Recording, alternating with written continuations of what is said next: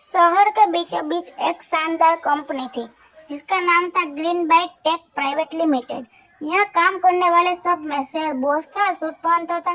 लोमड़ी project manager थी जो चश्मा लगाए रहती थी। और सबसे प्यारा था रोबी खरगोश जो एक सॉफ्टवेयर डेवलपर था।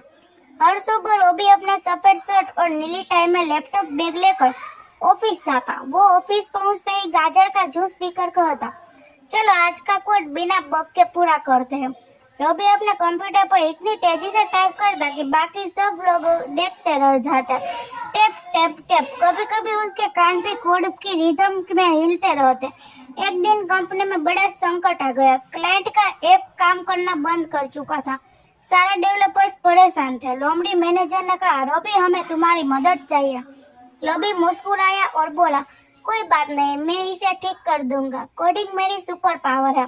वो अपने डेस्क पर बैठा स्क्रीन की तरफ झुककर कोड देखने लगा, फिर बोला, अरे यहाँ तो लॉजिक एरर है। अगर यूजर गाजर नहीं है तो ऐप रुक जाता है। उसने झटपट कोड सुधारा और कुछ ही मिनटों में ऐप चल पड़ा।